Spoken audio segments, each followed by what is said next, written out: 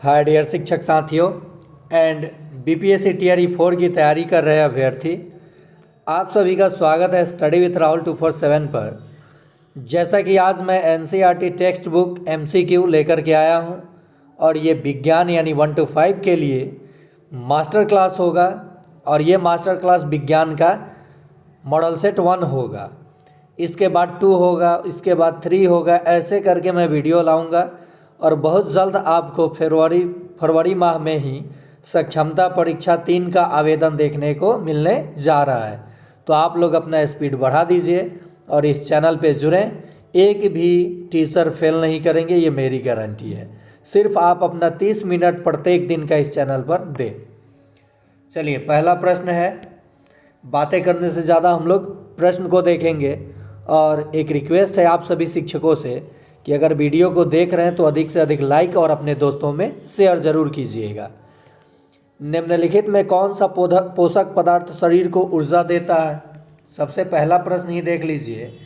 कागज पर तेल का धब्बा खाद्य पदार्थ में क्या दर्शाता है? ऑप्शन है वसा, प्रोटीन, विटामिन या कार्बोहाइड्रेट। तो इसका सही जवाब हो जाएगा वसा। क्या हो जाएगा? वसा। यानी कागज पर तेल का धब्बा खाद्य पदार्थ में वसा को दर्शाता है। बैंगनी रंग क्या दर्शाता है? बैंगनी। और यहाँ देखिए काला, बैंगनी या काला। ठीक है, तो आप बताइएगा कि प्रोटीन कैसा रंग दर्शाता है और कार्बोहाइड्रेट कैसा रंग दर्शाता है। चलिए अगला प्रश्न देखते हैं। मंड यानी कार्बोहाइड्रेट के मतलब हुआ मंड। दूसरा प्रश्न देखते हैं। निम्नलिखित में से कौन सा पोषक पदार्थ शरीर को ऊर्जा देता है? तो कार्बोहाइड्रेट हमारे शरीर को ऊर्जा देता है। इससे पहले मैं ये सक्षमता 1 और 2 के प्रश्न पत्रों का हल करा चुका हूं, जिसका लिंक आपको इस वीडियो के डिस्क्रिप्शन में है और प्लेलिस्ट भी है। और इससे पहले मास्टर वीडियो में बनाया हूं जीके और पर्यावरण का, उसका भी लिंक इस वीडियो के डिस्क्रिप्शन में है। अगला प्रश्न है विटामिन का कार्य है। तो विटामिन का कार्य है रोगों से रक्षा करना। तो रोगों से रक्षा करना। किस विटामिन का रासायनिक नाम बेरी बेरी है? बेरी बेरी नहीं। किस विटामिन के कमी से बेरी बेरी रोग होती है? किस विटामिन की कमी से बेरी बेरी रोग होती है? तो विटामिन बी की कमी से। ए की कमी से रतौंधी, याद रखिएगा। और विटामिन डी की कमी से रिकेट्स। और विटामिन सी की कमी से स्कर्वी। जो दांत के मसूड़ों से क्या होता है? ब्लड आने लगता है। फिर से एक बार देख लीजिए। विटामिन ए की कमी से, ये रासायनिक नाम नहीं, किस विटामिन की कमी से बेरी बेरी होती है? तो कहिएगा विटामिन बी। इसकी खोज किसने किया था विटामिन की? तो फंक ने, याद रखिएगा आप लोग। और विटामिन ए की कमी से रतौंधी होता है, बी के कमी से बेरी बेरी, डी के कमी से रिकेट्स और सी के कमी से स्कर्वी। क्या होता है? स्कर्वी। अगला प्रश्न है हमारे अस्थियों और दांतों के लिए किस तत्व का उपयोग होता है? तो हमारे अस्थियों और दांतों के लिए कैल्शियम का उपयोग होता है। और लोहा की कमी से यानी आयरन की कमी से हमें एनीमिया हो जाता है। क्या हो जाता है? एनीमिया। लौह की कमी से तो पालक की सब्जी आप खाइएगा, अगर आयरन की कमी होगी तो आयरन यानी लोहा। चलिए अगला प्रश्न देखते हैं। नमक से प्राप्त होता है। तो नमक से क्या प्राप्त होता है? तो सोडियम और पोटेशियम नमक से प्राप्त होता है। नमक से क्या प्राप्त होता है? तो सोडियम और पोटेशियम। अगला प्रश्न है शरीर को आवश्यक मात्रा में पोषक तत्व पदार्थ न मिलना कहलाता है। तो ये कहलाता है कुपोषण। क्या कहलाता है? कुपोषण कहलाता है। विटामिन ए की कमी से कौन सा रोग होता है? अभी मैंने आपको चर्चा किया था। इस प्रश्न का जवाब आपको कमेंट में देना होगा। कमेंट में आप दीजिए कि इस प्रश्न का जवाब क्या होगा। और मैं एक चीज़ बता दूं, विटामिन ए का रासायनिक नाम जो है वो रेटिनॉल है। क्या है? रेटिनॉल है। चलिए, विटामिन B12 का रासायनिक नाम है। ये बीपीएससी टीआरई 3 में पूछा हुआ प्रश्न था। तो विटामिन B12 का रासायनिक नाम कोबालामीन है। क्या है? कोबालामीन। विटामिन B12 का रासायनिक नाम क्या है? तो कोबालामीन है। विटामिन ए का रासायनिक नाम, विटामिन के का रासायनिक नाम, और थायमीन विटामिन बी का रासायनिक नाम। अगला प्रश्न देखते हैं, विटामिन की खोज किसने किया था? इस प्रश्न का भी जवाब आपको कमेंट में देना होगा।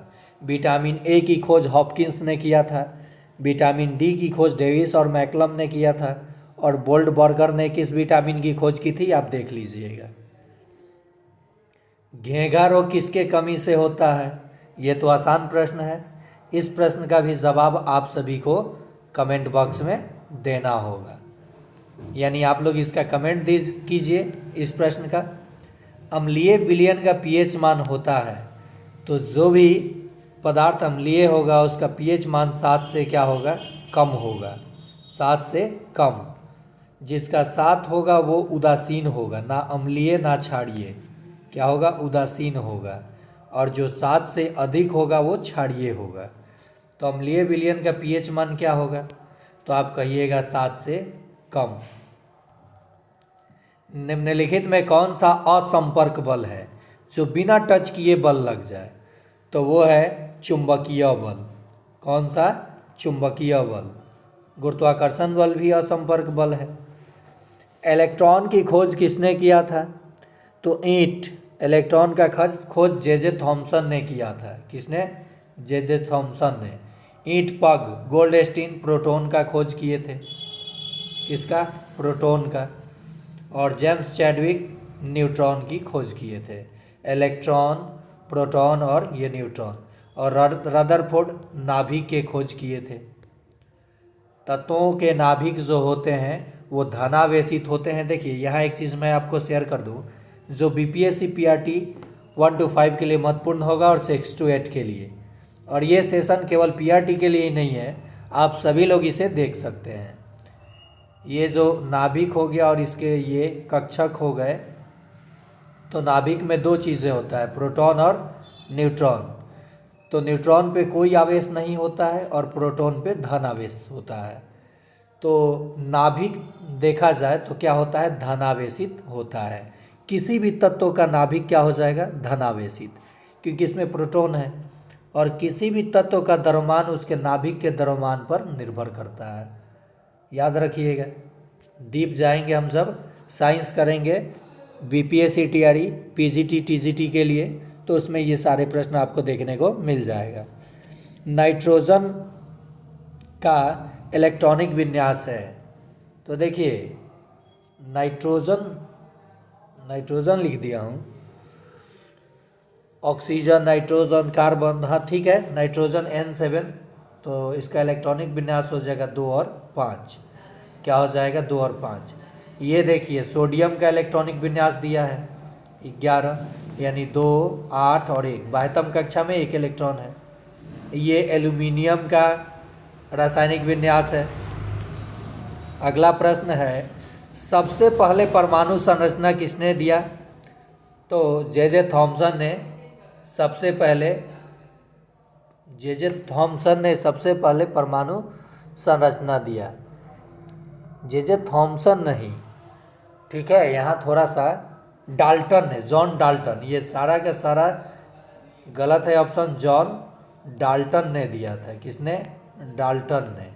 इस प्रश्न को आप लोग छोड़ दीजिएगा। सबसे हल्का धातु तत्व है, तो लिथियम सबसे हल्का धातु तत्व है। और सबसे भारी ऑस्मियम है। सबसे भारी धातु तत्व ऑस्मियम। पारा द्रव अवस्था में पाया जाने वाला धातु है। और सोडियम किरोसिन में डुबा के रखा जाने वाला धातु है। निम्नलिखित में पारदर्शी पदार्थ है जिसे इस पार से उस पार आप देख सकते हैं, तो इसका सही जवाब हो जाएगा कांच।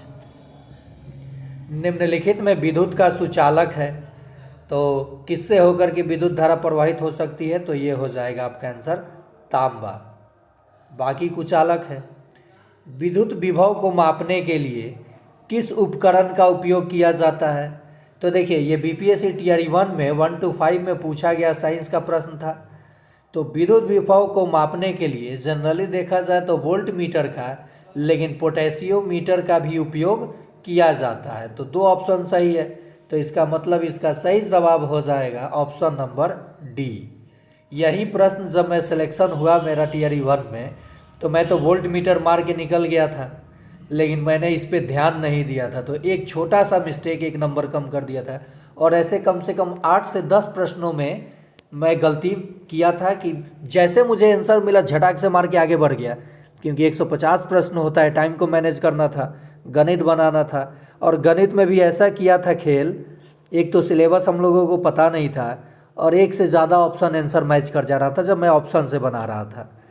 तो जितने भी हमारे शिक्षक साथी अगर देख रहे हैं इस वीडियो को, तो आपके अगर रिलेशन में या आपके जानकारी में कोई भी साथी बीपीएससी टीआरई की तैयारी कर रहे हैं, तो उन्हें ये चैनल का लिंक ज़रूर शेयर कीजिएगा, क्योंकि उस पर मैं प्रीवियस प्रश्न पत्रों के साथ नया प्रश्न इस तरीके से बताऊंगा कि उनके एग्ज़ाम में लड़ना ही लड़ना है, और हूबहू नहीं लड़े, लेकिन प्रॉपर्टीज़ पे आधारित प्रश्न जो आ रहा है वो गारंटी है कि 100% लड़ेगा ही लड़ेगा।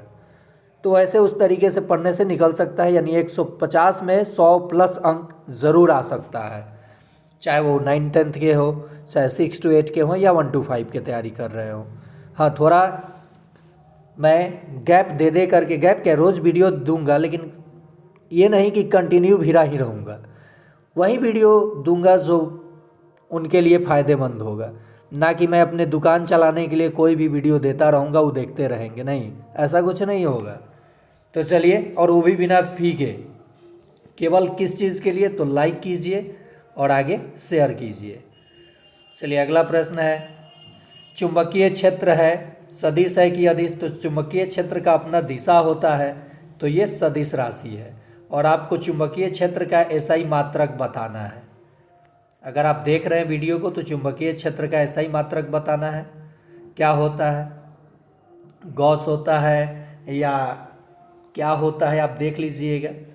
तो इसका जवाब आपको देना है, मुझे नहीं पता है।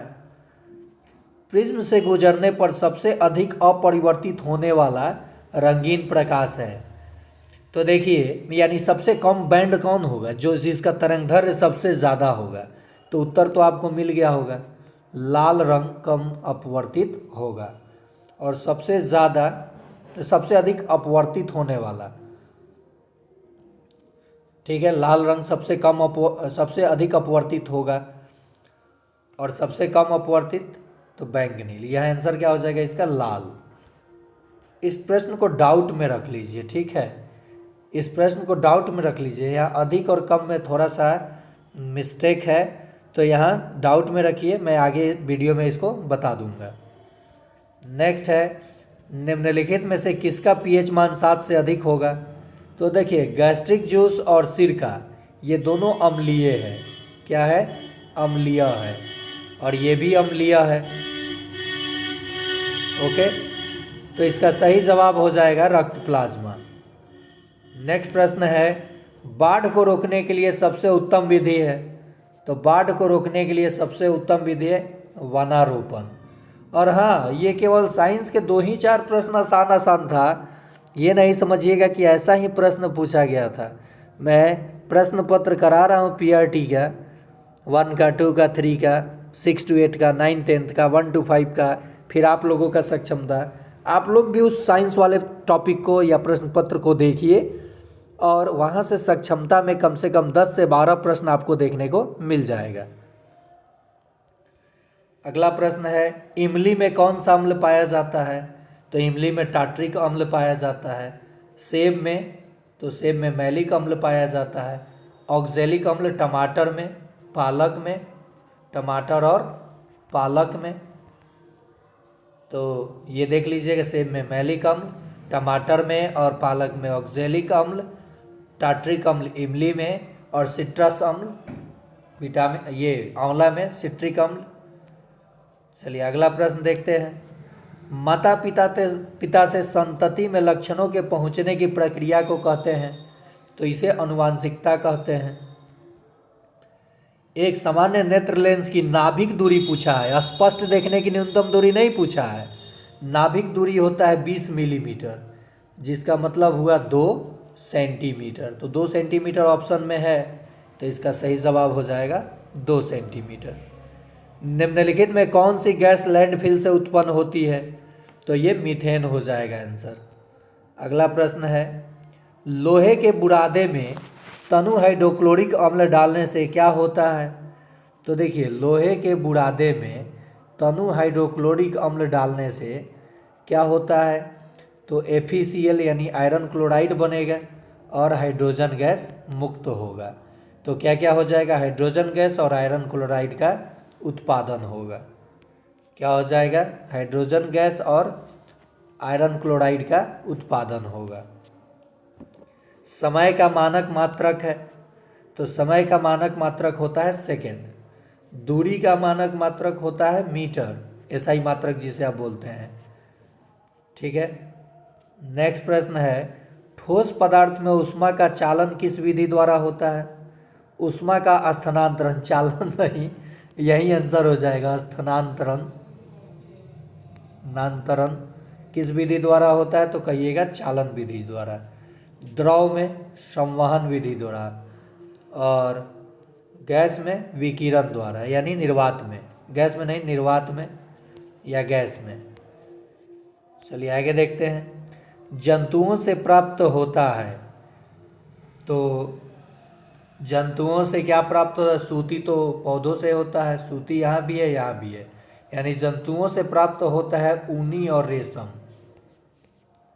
अगला प्रश्न है, जाड़े के दिनों में प्रायः वस्त्र पहने जाते हैं, इसका जवाब आप लोग देंगे। प्रिज्म से होकर प्रकाश जब गुजरती है तो कितने रंगों में विभक्त हो जाती है? इसका भी आप लोग जवाब देंगे।